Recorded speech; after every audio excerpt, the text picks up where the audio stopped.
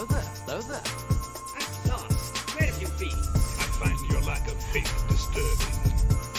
Master Skywalker, there are too many of them. What are we going to do? This is where the fun begins. Hello and welcome everyone to Jedi Eternal. I am one of your hosts, Andrew Bolin, alongside the Grumpy, Well, hold on here. This is slander. the Grumpy, the I can't even get it out. This is slander. The ever depressed. Whoa! The Wild Bill. You don't even know what to say this week, do you? Braxton Taylor. You're just making stuff up. Yeah, I didn't know what to say, so I just went with reality The most instead. degrading, atmospheric shattering. Well, listen. Appreciate that. Listen, you're down in the dumps, but it's okay. We're all here to support you. We love you. I don't really appreciate this attack on my. Are you gaslighting me right now? Well, Braxton told me earlier he had plans this weekend. Oh, yeah. So I thought his plans was maybe taking a beautiful woman out for dinner, but it's not. It's not. Yeah. No. Yeah. It's going to help people move into the house. It was a nice thought, though. It was, I appreciate the hopefulness, I mean, it's nice. really kind of you to do that, though. Yeah, but it's just, it is. It's not really the same as taking a beautiful woman out on a date. Not quite. You don't get the same, the experiences or feelings out of it, But good time. But welcome back, everyone. I hope everyone has had a great week. We have had another whirlwind of a week here in the wonderful Bloomington, Indiana, or Bedford, depending on who we're talking about. Well, it's more like Olytic. It's not really Olytic, Bedford, yeah, whatever. Same thing. Whatever. But we want to remind you, before we jump into our news, that Star Wars Day, May the 4th, is getting closer and closer. And there are a couple of big things that happen on May the 4th. First of all, the Bad Batch will be officially starting on Disney+. We'll be getting that 70-minute first episode. So we are, of course, going to be watching that. But that evening, we will be having our live stream. So May the 4th, Star Wars Day live stream. And, of course, we'll be taking questions, just having fun with you guys. But also, we'll be discussing and reviewing that very first episode of The Bad Batch. So expect that stream to be probably a little bit on the later side, because we do want to give you guys time to potentially get to watch that beforehand. Yeah. So it might be kind of a late night, but it'll be worth it. So just wanted to give that as a heads up before we move into our news. But let's go ahead and jump in. So starting with our first story. And it's kind of a big one, and we're going to take some time with this because there's a lot to dive into here. But it's the first details of the next wave of Star Wars The High Republic stories. So, as many of you know, we've gotten Wave 1 of Phase 1. That's right. What we've been reading so far. This that we're receiving this summer is what they are calling Wave 2 of Phase 1. Yeah. Yeah, I don't know how many waves there's going to be. Right. They've not really said that yet, but we do know that there's at least this wave before we get a Phase 2. So let's just talk about what all we're receiving in that. So we, of course, will be getting the High Republic comics. That main High Republic comic from Marvel is going to continue. With that will be what you're going to notice more than anything here is a lot of these stories are dealing more with the Drengr now. And they're becoming a more prominent threat throughout these stories. And I'm curious to see how that goes, because if you guys listened to a couple episodes back when I talked about Into the Dark, I expressed my concerns about this enemy, the Drengr, and how I'm not completely convinced they're that great of an enemy. Yeah. So it is kind of scary that the next wave is going to be kind of the primary focus of the Drengr, right? So, but granted, though, all we've seen of it as of yet is in a YA novel, though. Exactly. And so Well, so we've seen a little bit now in the main Marvel comic, Right. but not a ton. But yeah, so things are really ramping up with that. So we'll kind of see where that goes in Wave 2, and I think we'll have a better idea of like where it's headed with that. But yeah, so we have that, and just to give you guys some background on that, it says the Republic frontier in crisis. The Jedi of Starlight Beacon join forces with their most feared enemy to face the terror of the unstoppable Dringer horde. So it sounds like with the Nile. they're going to team up with the Nile to fight the Dringer, which would be a very interesting turn of events for sure. Yeah, definitely. So we also see that it says Avar Kriss and her new allies fight nightmarish creatures on a harsh lava world. Can young Jedi Keeve Trennis save her former master from the darkness? So the one of the things with the Dringer is that they can basically, in the most simplistic way to put it, they can like turn Jedi bad, and it's like they can like almost like mind control kind of weird thing. So I think we're going to see a lot more of that going forward. Then we have The Rising Storm by Cavan Scott. Now this is basically the sequel to Light of the Jedi. So this is the next main adult novel that we'll be getting. And what basically is going on here is we have the Republic Fair. And the Republic Fair is also going to be an event kind of like the Great Disaster from the first wave. This Republic Fair is going to be kind of happening throughout all these stories. Right. And it's a showcase of the possibility and peace of the expanding Republic. And we're going to not only get, I think this one's going to focus mainly on Stellan Gaios, which we actually have not really gotten his perspective yet, so that'll be interesting. We're getting Bel Zettifar again, Elzar Mann again, and of course others will be there as well. But we're also going to continue to see Markion Ro, who is the leader of the Nile. We're going to continue to see his perspective in this book. And I'll just read this last part of it. As the Jedi struggle to curb the carnage of the rampaging Nile, they come face to face with the true fear their enemy plans to unleash across the galaxy.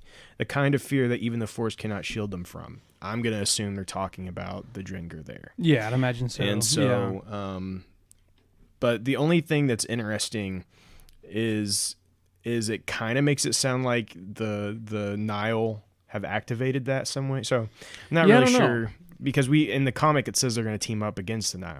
Right. We'll just have to see where that goes. But moving on from that, we have Race to Crash Point Tower, which is going to be the next middle grade novel. I'm not going to jump into a whole lot there, but again, they will be dealing with events that are happening during the Republic Fair.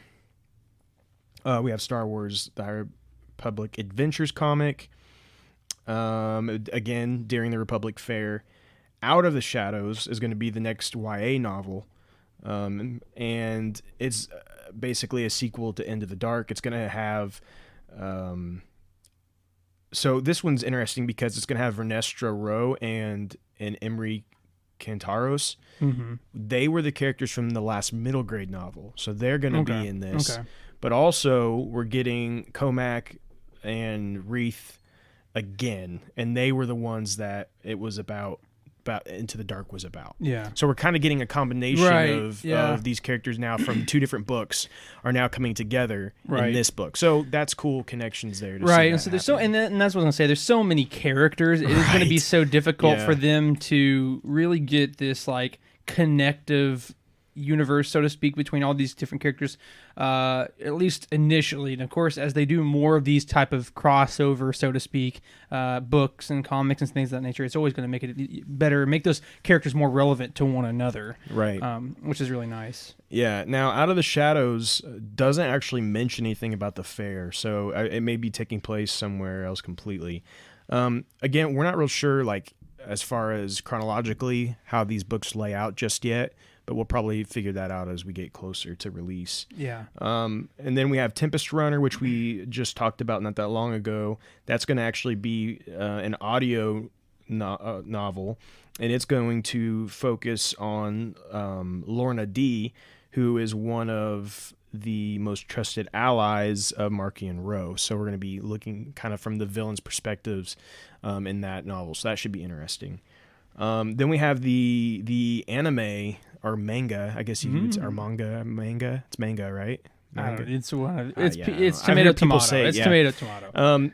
Which it's called The Edge of Balance, and so that's going to be coming out as well. And then we have another storybook, so that's kind of like just like the children's book, and that's going to be called Showdown at the Fair, which if it's anything like the last one, it's basically a retelling of the events of the adult novel, like a portion of the adult novel in kid form.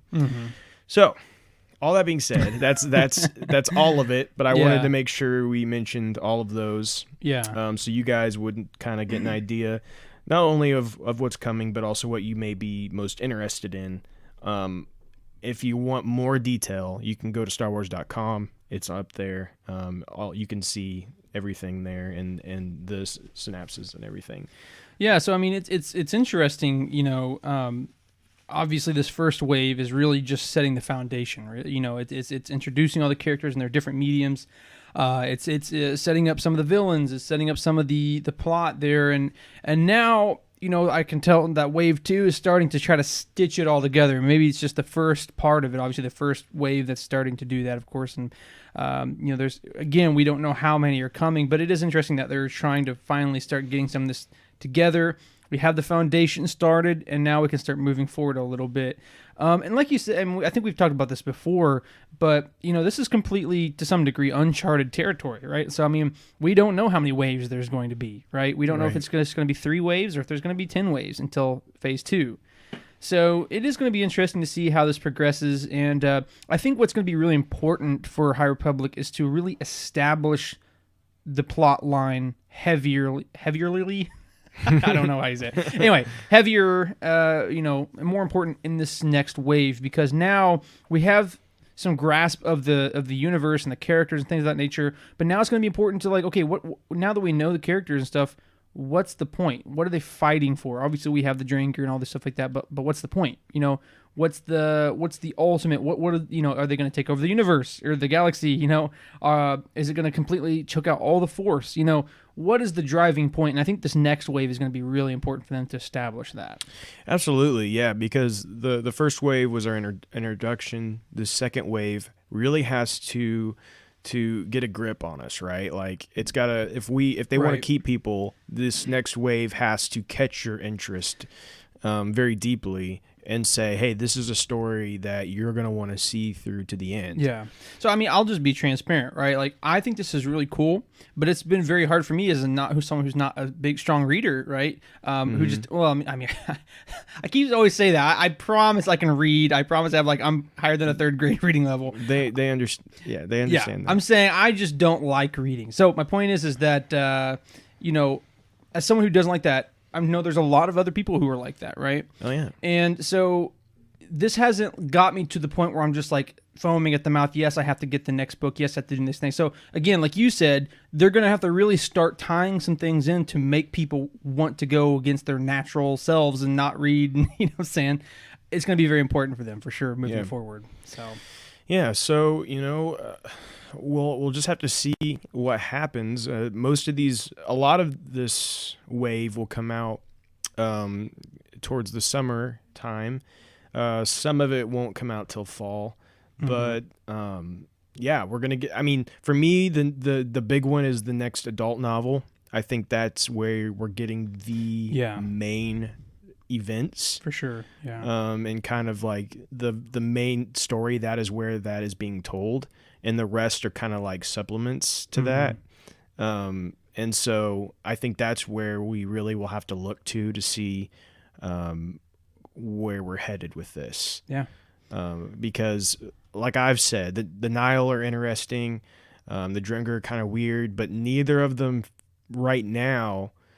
I don't feel like the Nile is a big enough threat for the Jedi, right? And the Drengr just didn't really like they're me both the right way, villains, so. but they're not provocative enough to invoke us to have some sort of emotional reaction, right? Yeah. So what are they going to do to really impact us emotionally and get us invested in these characters, Right. and in the events that are going to happen in this next novel? It's like in a superhero movie, right? Like the henchman can come beat me up, Mm-hmm. but it's the villain that goes and steals my family and holds them hostage. Like, what's the emotional attachment that's going to drive this story?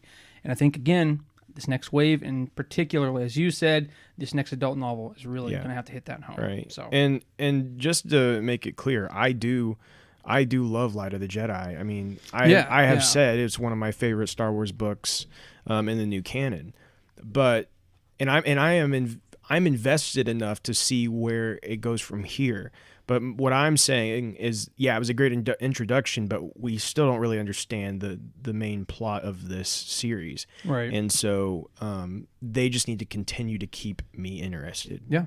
And so Yeah. it's got a lot to live up to. Yeah, So, absolutely. So only time will tell on that. So let's get into now our next news piece, and that is some new Star Wars Bad Batch posters have been. I think actually it's just been one. My apologies, but a new Bad Batch poster has been revealed, and that was actually we posted that on our Instagram. Instagram, Okay, yeah. we'll have to get it on our Facebook. We had some technical issues with that, but it's actually pretty cool. Like I said, we're getting more and more excited for the Bad Batch, and now we got this new poster. If you're looking at it on one of our pages, of course we have the whole team there. We have Echo with his flathead screwdriver saluting. We got an Imperial shuttle, and we got some forest explosions in the bottom left, and looks like I can't even tell. I think it might be a Star Cruiser that's crashed on the right. A Republic Star Cruiser. Anyway, so overall, it's really nice looking poster, and it's really cool. And I mean, obviously, it's not really giving anything away in the story. Right, yeah, it doesn't really tell us a whole lot. We do see, again, Omega is also in this, Yeah, I was about to mention that, and you can tell that she is definitely going to play an important role in this series. We don't know exactly what that is yet, but you can tell they're definitely going to be showing a lot of her. Yeah, absolutely. So again, there's not a whole lot to say to that. I just do think that we're getting more excited. We're getting closer to it, and Drew and I were talking about this before the podcast, but of course. Yeah, Pardon the interruption there. The barking. evil monsters. Anyway, we was talking about, man, it's exciting to finally have something coming up that we can look forward to every single Friday, or every weekend. Now that we have something going on where we can just watch it together, but also have something to talk about every week too on the podcast. Because I know sometimes during this dead times it can be a little difficult to find stuff to talk about, but we're excited about that. Well, and also on the poster, we have Palpatine there, kind of looming overhead, and very menacing, and. I'm curious if they'll have Ian McDiarmid back for Palpatine, or if it'll be Sam Witwer. Yeah, it's a good question. I mean, obviously Ian McDiarmid is he's Palpatine, but Sam Witwer he is a very good I'm just Palpatine curious who voice, it'll end up being, but good things there. Like you said, I'm very excited about having some weekly content again, and if the rumors are correct. And we truly are getting like 20, we'll have it for a potentially like 20 episodes, like we're going to be able to have that weekly content for a while, and that's going to be pretty awesome. Yeah, so. Definitely. So yeah, moving on to our final news story. A special retail edition of Vader Immortal is coming this spring. So as many of you probably know if you listen to us, because we've talked about this before, but Vader Immortal was a VR series that first came out on the Oculus Quest and has since came out on a couple different things, including PlayStation VR. What this is talking about is a physical retail edition of Vader Immortal for the PlayStation. Yeah. So you'll be able to go into a store and buy this for the first time. And that will feature an exclusive digital art book, postcards, and more. Why you'd really want postcards, I don't know, but maybe you're into that thing. That's an interesting choice. Yeah, kind of a niche thing. Maybe you just really want to send a postcard to somebody. Your I Aunt don't Jenny know. over in Costa Rica, they're a nice Darth Vader postcard, I guess. I don't know. But anyways, that will have all 3 episodes in it. If you have not played it yet, I highly encourage you to do so. If you have access to VR, it's one of the coolest VR experiences I've had. And one of these days we're gonna get video Braxton doing it, maybe. I still haven't played it, and I could have, but I've been holding off. So we're gonna, we'll do it for the podcast, or I guess not. I'm saying for the Facebook, whatever. We're gonna do it. We are gonna do it, but holding it off for you guys. Then, yeah, we're gonna wait. We're gonna hold off on that. But if you haven't, check it out. It's a very good game. So let's move into our rumors. And our first rumor here is, so maybe some of you have heard about, we actually hadn't talked about this. We had so many news stories last episode. Unfortunately, this is one of them I had to cut. But let me talk about that a little bit so you understand where we're headed with this. For the 50th anniversary of Lucasfilm, I believe, is what it is. Or, yeah. No?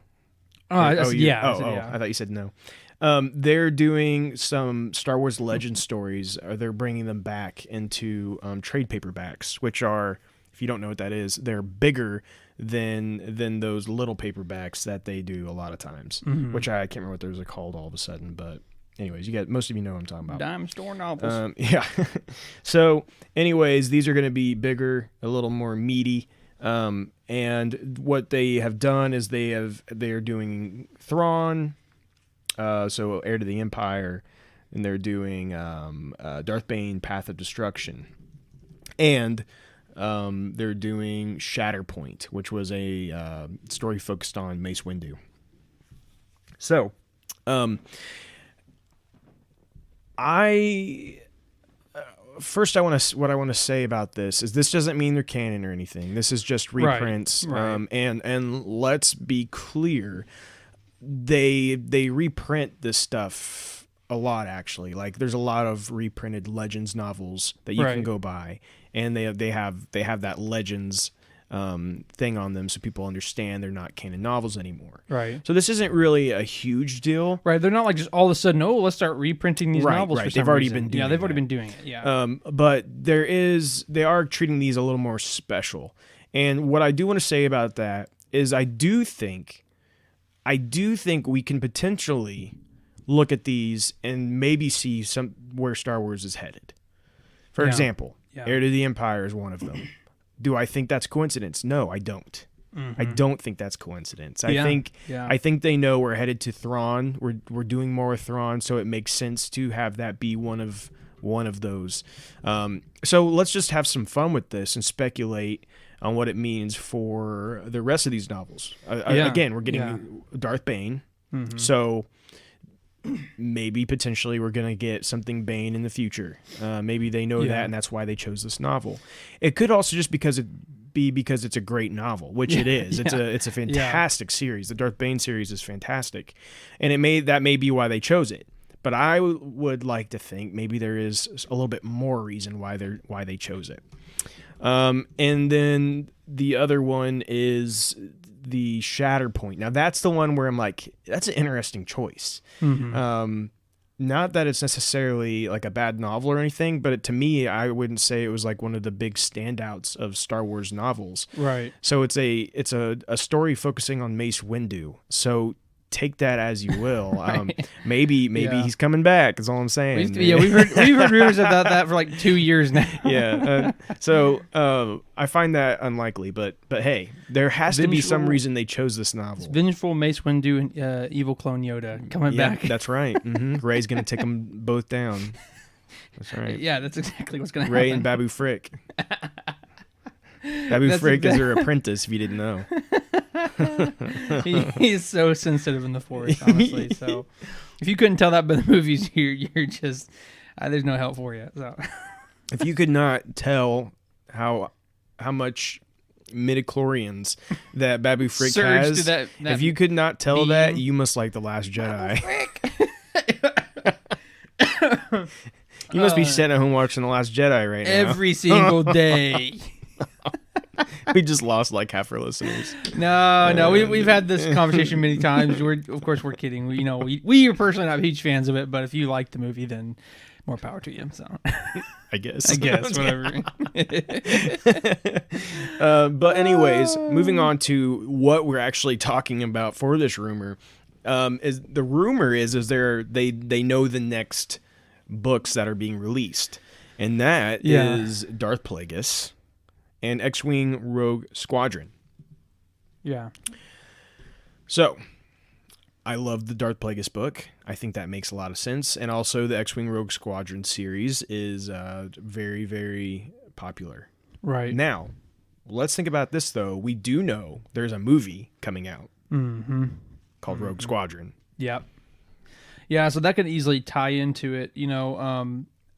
Obviously this is kind of extrapolating a little further, but of course then we also have the Rangers of the New Republic, which that could somehow maybe, I know it's further in the future, but tie into it to some degree if they wanted to. Right. So yeah, I mean, yeah, it could be for a reason, basically. Yeah. And then if you look at Plagueis, we know that we're getting the Acolyte. That's what I was going to say, yeah. Which is the 50 years before the Phantom Menace. Right? I think so. Somewhere there in there, yeah. So, I mean, we talked about this, I think, a couple different times, pretty in depth. But what does it mean to be an acolyte? It means to be like a faithful servant of someone. It's happening at the end of the High Republic, which it's been stated that was 50 years for the Phantom Menace. So who was very prominent? Who had a follower? Who had an acolyte 50 years before Phantom Menace? That would easily be Darth Plagueis. So easily. And we know, he's still canon and everything, so... Yeah. So, to me, these books could be telling us a little more, but we could also be looking into it a little too much. Well, and here's what I was going to say. Here's the problem with that line of thinking now that I'm sitting here talking about it, is that, okay, we're getting these shows, and they're, let's just say theoretically they are tied to these shows. Well, that would kind of destabilize it if they ever try to deviate whatsoever, because they're releasing all these legend books that have a very specific set storyline, and now they're going to try to come out with these shows. Well, if it doesn't just follow the book directly, then it's going to be an issue. So that would mean to me either, again, they're creating these shows or movies and stuff like that, and they're going to be just right off the books, or B, it is just a coincidence, because I don't know if they want to do that to themselves. You see what I'm saying? No, I know exactly what you're saying, and that is the question. And it's kind of been a reoccurring question with Disney right now: is are they ever willing to faithfully adapt anything from Legends? Right. And are they afraid to touch and change Legend stories? Like adapt a Legend story, but change it to the way they want it. Right, exactly. And we've seen a lot of characters come back from Legends. Thrawn being one of those that Thrawn now has a completely different story than what he did in Heir to the Empire. He now appears way earlier in the time period. But at the same time, they can kind of still tell the Heir to the Empire story if they want to, even though he now has prior history. And so that's what I think is interesting is, and only time's going to tell with this, but like, will they adapt Heir to the Empire?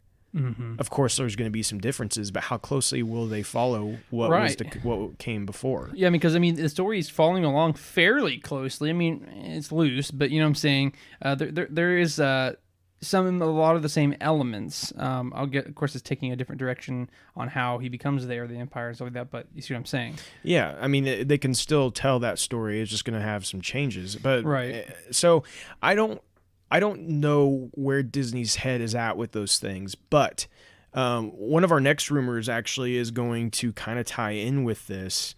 And so actually, if you want to jump down to the last one, go ahead and read that one.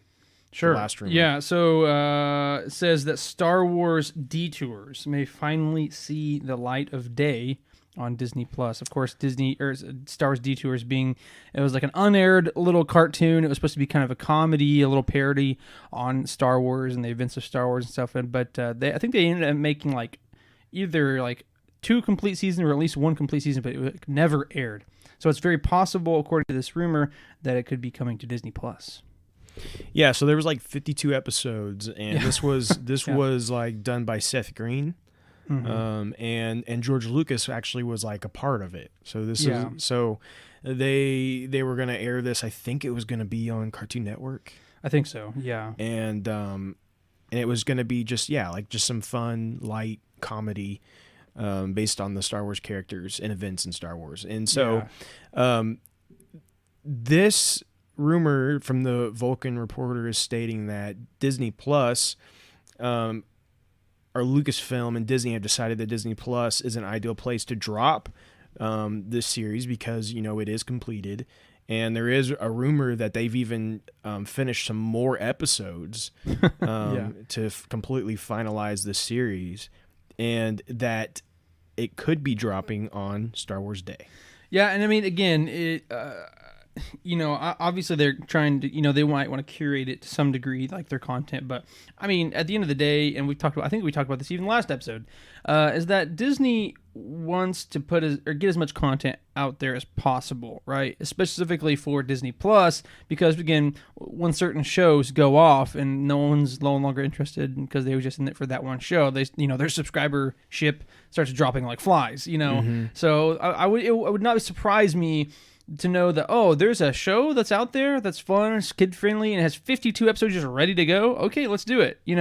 Now I have to admit, Star Wars Detours looks absolutely stupid. It is absolutely ridiculous, but it is that it's obviously it's satirical, it's funny, it's supposed to be that way, obviously. But you see what I'm saying? Yeah.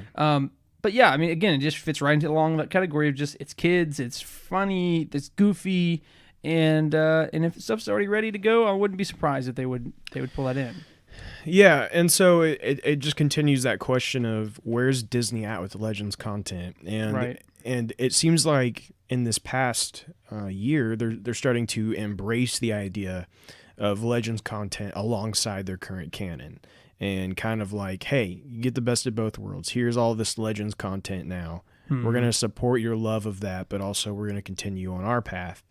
Right. And and I think that's fine. It's just interesting because back in 2014, when this stuff really started kicking off with Disney, they were very much like, don't even look at Legends. Don't even think about it. Only look at our stuff. And now they've come to this more embracing the Legends content. And so I think it's a win-win, really. And I hope Detours does come. It was completed. Why not release it? I mean, might as well. I mean, why not? It's sitting there done. Like, just put it on there. If nobody wants to watch it, then they won't watch it. Yeah. But if they do, then just give them the opportunity. Hey, something to laugh at, silly Star Wars, I'm game. Yeah, I'll watch it. I'll sit there and watch it. I mean, am I going to be like super stoked? Probably not, but that's okay. No, I'm not. I'm not seething at the mouth to the animation is cringeworthy. It's really bad. It's really bad. But hey, whatever. Seth Green usually has some funny stuff. I'm sure it'll give me some laughs. Oh, I mean, Seth Green's hilarious. Yeah. So anyways, be on the lookout for that. That might end up being one of those surprise announcements, but we'll see. Only time will tell with that. We say that a lot lately. Only time will tell because it's a lot of rumors, a lot of waiting, a lot of speculation, not a whole lot of anything in our grasp. As with Star Wars, you'll hear rumors for 8 months, and then you'll get tons of stuff in 2 months. That's usually how it works. Instead of having consistent releases. But I think they're working on changing that. I think I think in the next few years we're going to start seeing steady Star Wars content in a way we've never had it before. And that is exciting. That is very exciting. So our last rumor, and this is interesting, and you could technically call this news, but I'm going to put it in the rumor category. Yeah. But Disney Parks chairman has teased a realistic retractable lightsaber. Yeah. So Josh D'Amaro, he has said that he has a realistic working retractable lightsaber prototype that may be coming soon to Walt Disney World, Disneyland, and more. This is what they said he did at a it was a virtual presentation. He lifted up the lightsaber, turned it on, and said it's real before the video ended. We know that back in 2018, Disney had filed a patent for a, quote, sword device with retractable and internally illuminated blade.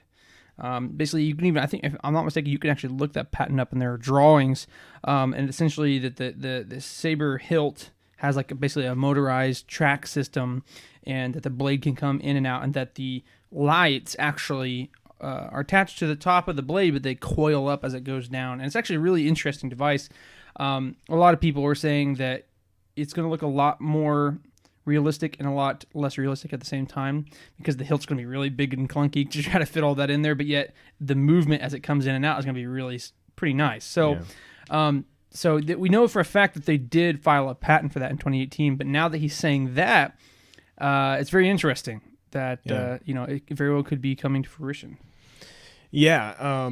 I mean, hey, if they can figure out a way to get a lightsaber as realistically close as possible, it's going to sell like crazy. Oh, yeah. They'll make all kinds of money from buy it. one. So I mean, you know me, come on now. Yeah, so of course that's something that I guarantee you they constantly have somebody working on, like, let's figure out how to get a lightsaber, Right. that, not one that's actually going to chop anyone's arm off, but let's get something that makes it look like a real lightsaber. I'll take the chopping. Well, one too, but, I'm sure somebody's working on that too, but that's probably like the government. yeah, exactly. Government's working on a chopping arm lightsaber. Yeah. Well, if they ever get out there, just let me know. But anyways, that is all of our rumors. Let's jump into releases and our releases for this week. We do have a couple of comics, and that would be the next issue of Star Wars Adventures. I believe that's issue number 5. And our next issue of Dr. Aphra. Dr. Aphra is still dealing with some of the events of the High Republic, actually. Dealing with some of the Nile. They're actually searching for the Nile hyperdrive. It's her and Sana Starros, and we know that the Starros family is actually in the High Republic, so that could end up having some kind of connection there as well. So, so that is coming out on Wednesday as usual, the usual comic day, and not just yet, but April 27th, I just want to go ahead and give a shout out for this. That is when we'll be getting the next Thrawn Ascendancy book, Greater Good. So that we're only 2 weeks away? Yeah, or something like that. Or Yeah, maybe a week even and a less. half maybe. A little less than 2 weeks away. So yeah, be on the lookout for that. I will of course be reading that, and I will update you guys on what I think once we get there. So very nice. Yeah. Okay, so we're getting to kind of one of our final things for this week's episode, and that is, of course, one of our favorite parts, and that is our Q&A. Of course, we come to you all each and every week on Facebook and Instagram, asking you all to ask us questions, bring up topics, whatever you all want to talk about.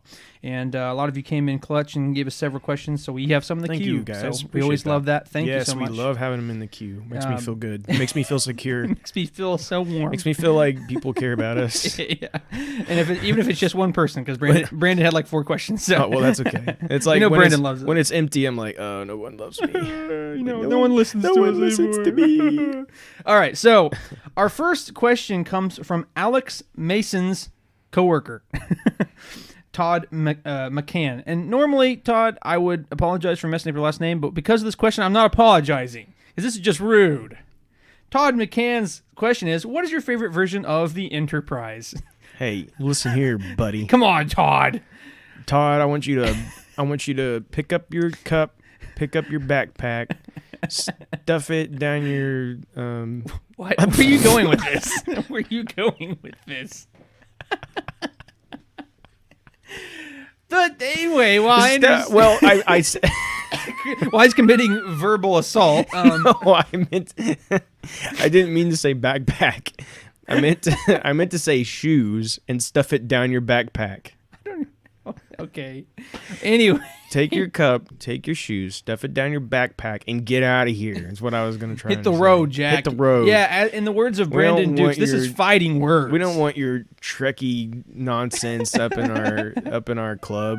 Yeah, which, I mean, like, honestly, I've not watched enough Star Trek to even tell you what my favorite version of the Enterprise is. Now, I'll tell you, I think the best thing I ever saw of Star Trek, which was not very good for me personally, was Star Trek Next Generation, I believe it was. But anyway, so I don't know. I literally couldn't answer that question. My favorite part of Star Trek is the battle with the guy and the lizard that throws the big rock. The most realistic fight the scene Gorn, ever. I think is what they're called. That is that's professional quality. Right I did there. enjoy that. That was pretty good. That's cinematic. So I guess masterpiece. I guess whatever Enterprise that they had in whatever that one, that was whatever probably Enterprise they had there, that's my answer. Because whatever quality they put into the fight scene, I guarantee it. Let's be honest. If this Todd guy's asking these questions, he's not actually listening to our podcast. No, he probably only put a comment in there just because. Yeah, I don't think he actually. He, Now, unless he probably like doesn't listen to us. Alex like forces him to listen or something. Now, if he you does know. listen to us, then we apologize. Please give us your money. Support us. Hey, at the end of the day, you can just give it to me because I didn't commit verbal assault on you. But it sounded worse than I meant for it. I know. Okay, so come on, where are you going with this right now? Anyway, I'm sorry, Todd, children, if you're listening. Cover your all ear. the kids that are listening right now. Boy. I'm sorry. Be nice to everyone. Yeah. So anyway, Todd, we appreciate the question, although it was a little egregious. We do hope that you continue listening to us, and hopefully, maybe someday you'll be converted to the light side and come to Star Wars instead. Yes. All right. So our second question comes from Brandon Dukes, the man with the plan, who gave us a bunch of questions this week. So we're always thankful for that. He says, besides what we see in Clone Wars and Jedi Fallen Order, what is there to know about the Night Sisters and Dothamir? So I will say right off the bat. Basically, you know, I guess I'm kind of giving the long and short of this answer right off the bat here. But with both of those things, with Dothamir and the Night Sisters, we see the majority, probably 90+% of them in, like you said, the Clone Wars and in Jedi Fallen Order. So specifically with the Night Sisters, we do see them in other things. Of course, we have like the Darth Maul comic series. I think it was in the book Darth Plagueis that we referred to earlier. Also was in like the Star Wars Republic, Infinity's End. There's other different things. I think it was mentioned in The Last Jedi, in fact. Tons of other stuff that's like legends, like the Darksaber book, Attack on Endor, Children of Jedi. So, yeah, I mean, 99% of what you know about the Night Sisters is coming from either Clone Wars or whatever I just said earlier. Anyway, Jedi Fallen Order. Yeah. Now, Dothamir, on the other hand, it's pretty much the same way. Excuse me. Anyway, it's basically the same way. Like 99% of what we know comes from those two things. But we do hear about them in Dooku, Jedi Lost. It even comes in Queen's Peril at one point. And it's just mentioned. It's nothing like significant. We see it in Star Wars Journeys, which that's Legends. I think actually in Star Wars Battlefront 2, I think it was in a DLC. It's either in the DLC or it's just a part of it. I don't know. So point is that unfortunately we don't really get a lot out of it. Of course, so Dothamir as the planet, we know of course it's kind of this warring planet. You know, it's home to the Night Brothers and the Night Sisters. And you know, it's very harsh. It's very bad. Of course, with the Night Sisters themselves, they're kind of like this cult who utilizes the Force, but more like in this dark magic type of way.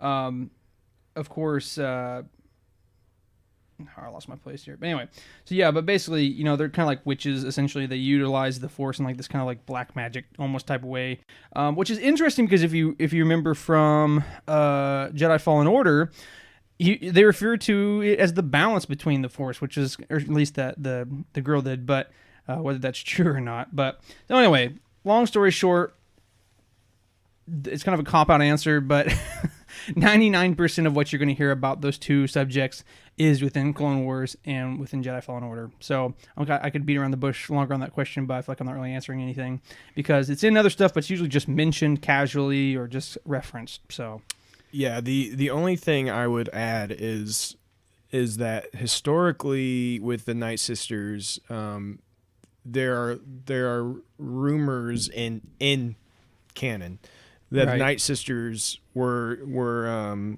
trained in the Force by a Jedi that was sent into exile on Dothamir, and that's kind of what started their use of whatever that is. It's some kind of like I think they call it magic, but it's like MAGICK, like magic. Yeah, but it's like a different way of utilizing the Force in a sense, right? Yeah. So, but it's rumored that a Jedi actually is kind of what started that. So that's an interesting little tidbit. It is. And then actually it's kind of funny because then again it gets echoed almost a little bit in Jedi Fallen Order that then a abandoned Jedi, or not abandoned necessarily, but an exiled Jedi ends up going to the Night Brothers instead of the Night Sisters, which is kind of funny. Yeah. So, yeah. Anyway, so cool question. Like I said, I know it's a bit of a cop-out answer. There's really not much else to find outside of those two references. So, yeah. So our third and final question comes from David Gilbone, who says, "Hey, Gilly boy, with Disney Plus releasing a lot of Legends content, especially the 2D animated Clone Wars, what was your favorite moment from that series?" And he says, "Mine was definitely seeing the ARC Troopers totally kick the butt." Yeah, I know what mine is. Okay, go ahead. You know I have one idea too. I'll never forget it. It was when they introduced General Grievous. Oh yeah, that was a fantastic moment. When General Grievous showed up in that, and you had this group of Jedi fighting him, and he just destroys them. I was in awe. I'll never forget. I was sitting. I was like laying in my grandparents', like they had like an extra bedroom and like where we would stay when we would go over there, and I was laying there on there watching this little TV and watched that, and I was in complete and utter awe of that. Not only because General Grievous was just so cool, but like he had all these lightsabers, and it was like a darker. He was like hiding in the shadows. There was this dark edge to it, but also this crazy action that we really hadn't seen a whole lot of in Star Wars, really. Not like that. And so everything about that I was in love with. And so that has always stuck with me. And honestly, it made General Grievous such an amazing character to me. Oh, yeah, way better. But then, like, once you get Grievous... So, help me out here, but... That was the first. Can you look it up and see that was the very first appearance of General Grievous we got, right?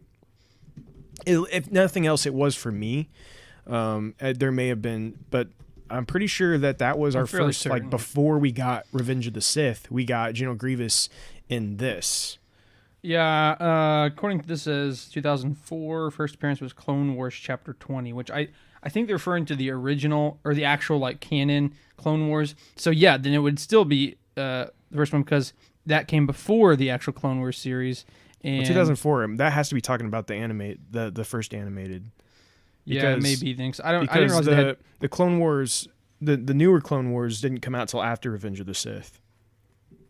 And Revenge of the Sith came out in 2005. Right. That's what I'm saying is like the point is that yes, right. And so when we got General Grievous, I still like General Grievous, but I was like, ugh, this is not really like. It didn't make him as cool as he was. He wasn't as cool as he was in the. He was more clambering and bigger, not like more stout and tougher and stuff, but he wasn't as quick. No, and because in the first Clone Wars thing, he was like. Choo, choo, choo, he like flying through the shadows, and which going everything crazy, was exaggerated, of course. Well, naturally, and I mean the fights with like Mace Windu and stuff is like insane. The things he's doing, But yeah, it was a lot of fun. That's the first time that we see how he gets his rasp, his cough, too. I would love for the Star Wars Vision series we're getting to be kind of in a similar vein of that series, like. Let us see Jedi doing like crazy stuff, right? Yeah, just for the fun of it, just to be a little more exaggerated and just have some fun. Like I hope that's kind of the direction that Visions goes. Yeah, I completely agree. For me, going off of mine, I say that probably one of my favorite moments from that series. And of course, I definitely reminisce with yours as well. That was an awesome point. For me, though, one of my favorite ones was it was the first time we ever got introduced to Dirge, the bounty hunter. That was a super sick character, and kind of a lot like, basically what David said, what you said. The whole series was crazy. It was bombastic. It was over the top. But yeah, we see Dirge end up fighting Obi-Wan in a platoon of clone troopers, and he comes in and just absolutely wrecks house. I mean, Obi-Wan's, what I can remember, is pretty much holding his own to some degree, but he's getting roughed up a little bit, with Dirge, because he's huge. I mean, he's very menacing and stuff. So. Very cool character. I'm disappointed that we haven't seen more of him yet, or recanonized at least. Well, he has been recanonized. Oh, has he? Just recently, he's going to be in a comic. Oh, actually, yes. Yeah, I think we talked about that. We talked about that. We talked about Oh, yeah, that's awesome. Okay, well, fantastic.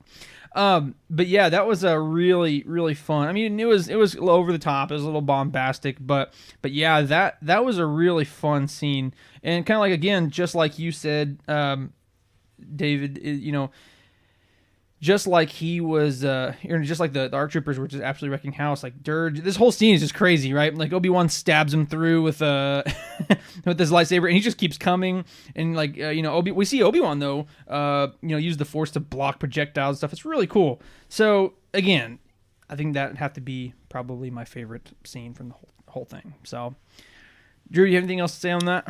Not necessarily. I mean, if you guys haven't seen that show, you should go watch it because it's fun. It's very fun, and it's not long. Like the entire episodes were like what? Probably 10 minutes. Yeah, I don't even like know 15. I was gonna say maybe like max. they're not super long.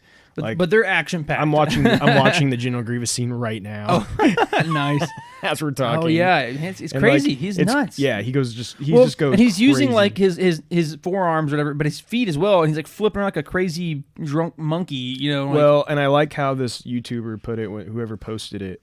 I like how he put it. He said, "Here's everyone's favorite moment that both cemented General Grievous as a favorite in the Star Wars fan base, while simultaneously ruining him because no future film or TV series even attempted to live up to his Clone Wars incarnation." That is very true. It's so true. It's like it set the bar so high, and then the movies and even the next Clone Wars series never even came close to what he could do. They never gave him an iteration like that again. But yeah, pretty cool. So. Super fun, as Drew said. I'd recommend going watch it. Of course, it's not canon anymore, so whatever happens, if it deviates from canon, then it's not canon, right? But it's very fun. Like I said, to remind everybody, a lot of those, some of those old legend stuff has been coming back on Disney Plus, so you can watch that. So, but that does come to the end of our episode this week. Again, we always find a way to at least make it an hour each podcast. Yeah, we'll always find a way. Yeah, we'll find a way. Anyway, so we want to thank everybody so much for listening to us every single week. Again, even during times like this where there's not a ton of content, there's not a ton of stuff. We're really thankful that you guys continue listening to us and come to us as your Star Wars news source, and we love to be that for you. But also maybe even provide a little bit of entertainment as well from time to time. So thank you. We look forward to hearing from you. We hope that you reach out to us, whether it be in the comments or via message. We would love to hear from you. Just say hi. In fact, we had some people reach out to us via email. So thejedieternal@gmail.com. You can reach out to us via email. So, do that. But we'd encourage you to like and follow us on Facebook, Twitter, Instagram, YouTube, all the stuff. We have weekly news and polls, memes, discussions, all that good stuff. And also, we're on Spotify and Apple Podcasts. If you could, follow us on there. Leave us a good review if you wouldn't mind. It always helps us. But we thank you guys for listening to us, and we hope that you would join us next week for episode 56. Last but not least, may the Force be with you, and we thank you for joining the Jedi